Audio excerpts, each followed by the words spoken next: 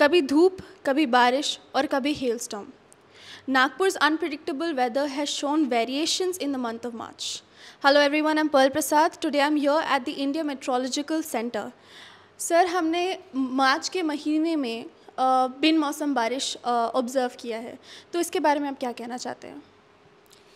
देखिए अभी वेदर्स जो है अनप्रडिक्टेबल्स तो नहीं बोलेंगे, प्रेडिक्ट तो हम कर रहे हैं, लेकिन जो सिनेरियो आ रहा है वो कॉमन नहीं है. मतलब normally we don't see like such situation.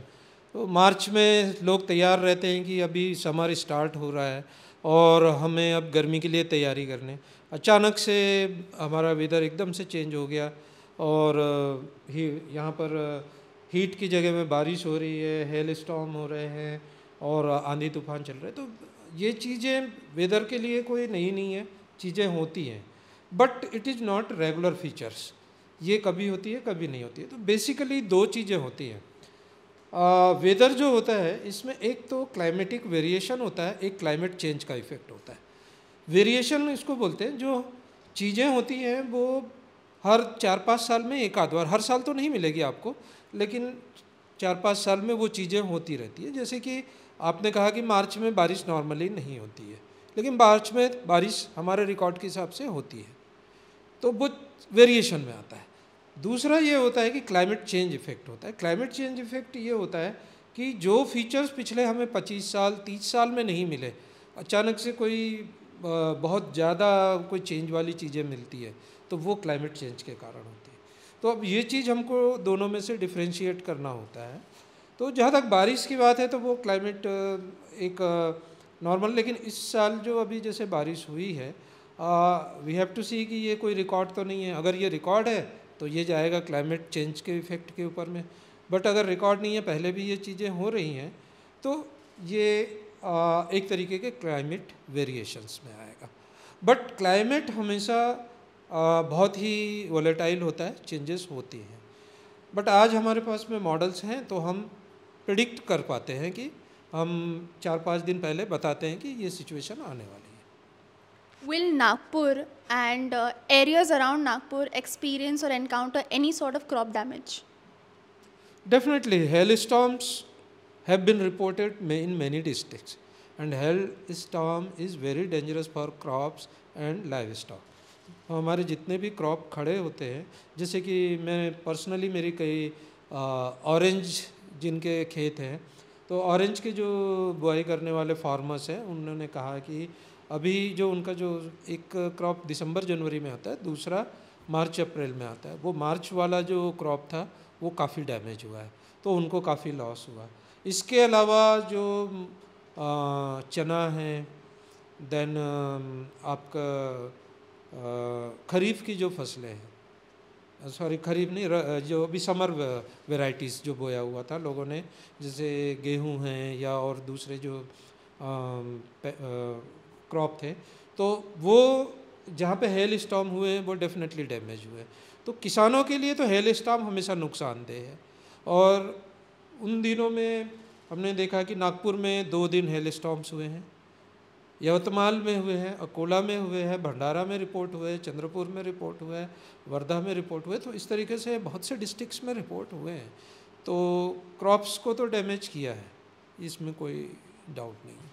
तो हम क्या कर सकते हैं सर इन दीज सिचुएशंस? अभी अगर हम वेदर प्रिडिक्ट कर रहे हैं, so can we issue an alert to these farmers, because उनका तो नुकसान हो चुका है. So what can be done to revert this? How can we alarm them कि ये होने वाला है? You save your crop in some manner. What are the measures that you suggest farmers should incorporate?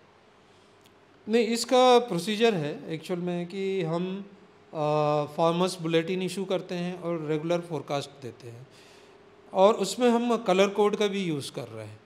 तो कलर कोड का function यही होता है कि अगला उसको समझ जाए, फार्मर्स या कॉमन पब्लिक समझ जाए कि ये सिचुएशन कैसी है. जैसे कि हमने येलो अलर्ट दिया, तो येलो अलर्ट का मतलब है कि just you see the condition कि कुछ हो सकता है. Then when we go for orange, then it means then be alert, something more serious is there. And once we issue red alert, that means the things are going to happen 100% within 24 hours and you have to take all precaution. So when हम जब orange और red alert देते हैं तो farmers को action अपना शुरू कर देना है. अभी जैसे कि अगर जैसे हमने हेल स्टॉर्म की वार्निंग दी तो ये मान लीजिए हमने 48 आवर्स पहले दिया और हमने ऑरेंज अलर्ट कर दिया, तो अभी उसमें किसान के पास में एक ही सॉल्यूशन बचता है. अगर उनका क्रॉप पूरे तरीके से तैयार है और वो हार्वेस्टिंग स्टेज में है तो वो वेट ना करे, उसको इमीडिएटली हार्वेस्ट करके सेफ जगह में पहुंचा दे, तो he can save at least those crop. और अगर वो वेट करेगा और हेल स्टॉर्म हो गया तो उसका वो क्रॉप जो तैयार है वो स्पॉइल हो जाएगा. तो ये अभी हमारे जो एग्रीकल्चर बुलेटिन्स होते हैं उसमें हमने कलर कोड डाल दिए हैं. Secondly crop related impact based forecast भी हमने शुरू कर दिया है पिछले 2 साल में. तो इम्पैक्ट बेस्ड फोरकास्ट में क्लियर कट उनको बताया जाता है कि अभी हमने ऑरेंज कलर दिया है, ये थंडर स्टॉर्म के लिए दिया है, या स्ट्रॉन्ग विंड स्क्वॉल के लिए भी दिया है, या हेल स्टॉर्म के लिए दिया है. तो किसान का जो फसल है उस क्रॉप के लिए क्या क्या उनको नुकसान हो सकती है, क्या क्या प्रिकॉशन लेना है, तो ये क्लियर कट गाइडलाइंस दी जाती है. इसके अलावा एग्रीकल्चर जो बुलेटिन एवरी ट्यूसडे और एवरी फ्राइडे हर एक डिस्ट्रिक्ट के लिए यहाँ से 3 लैंग्वेजेस में, मतलब हिंदी, इंग्लिश और मराठी, इसमें किए जाते हैं. उसमें हमारे साथ एग्रीकल्चर एक्सपर्ट्स भी बैठते हैं और वो हमारे जो वेदर प्रेडिक्शन होता है उसके बेस पे क्या प्रिकॉशन किसानों को लेना है, क्या स्टेप्स लेना है नेक्स्ट 5 डेज़ के लिए, वो उसमें एडवाइस करते हैं. तो इसको अगर किसान फॉलो करे, मेरे पास फीडबैक भी है कि बहुत से किसान इसको फॉलो कर रहे हैं और उनके रिपोर्ट आए कि आपके प्रेडिक्शन के बेस पे हमने एक्शन लेके अपने नुकसान जो है बचा लिया. तो that is the only way कि हम उसको कर सकते हैं. समर सीज़न आ रहा है, समर्स मीन्स मैंगोज़, और अभी जिस तरीके का वेदर हमने एक्सपीरियंस किया in the month of March, does mango crop also get damaged in this season?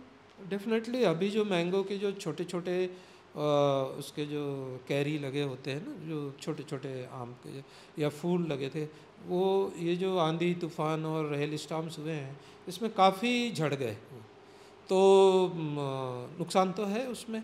और उसके बाद अभी जो बाद में जो फूल वूल लगेंगे वो और फल लगेंगे वो तो आगे के वेदर पे है. लेकिन जो शुरू में ही लग गए थे मार्च में, तो बहुत से लोगों के झड़ गए हैं. बहुत से व्हाट्सएप में फ़ोटो भी आए हैं कि छोटे छोटे आम जो थे वो लगे हुए वो गिर गए थे नीचे.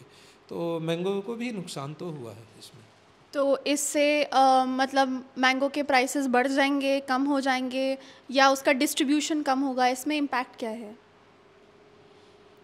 अभी ये तो डिपेंड करता है कि आगे के क्रॉप्स कैसे आएंगे, क्योंकि अभी ये तो बिगनिंग था, तो जो थोड़े से पेड़ों में लगे थे वो ही हुए, लेकिन सीज़न तो पूरा अभी बाकी है. तो उसके ऊपर डिपेंड करेगा कि कितना क्रॉप आता है और आगे वेदर कैसा रहता है. अगर आगे कोई डैमेज नहीं होता है तो कोई फ़र्क नहीं पड़ेगा. अभी स्टार्टिंग है तो वो कंपनसेट हो जाएगा. आने वाले दिनों में मौसम का प्रभाव कैसे होगा, क्या बताना चाहेंगे आप? नहीं, अभी बहुत ज़्यादा कुछ प्रेडिक्शन नहीं की जा सकती है, बट ये है कि नॉर्मल समर जो है इस बार का जैसा प्रेडिक्ट किया गया है, तो समर इस बार अच्छी गर्मी पड़ेगी, ऐसे मतलब हमारा मौसम विभाग का प्रेडिक्शन है. तो इसलिए समर से रिलेटेड हमें कोई उतनी ज़्यादा अभी वरी की कोई बात नहीं है. Thank you so much for connecting with Hey Bawa. Please stay connected for more updates. Hey Bawa, like, share and follow for more updates.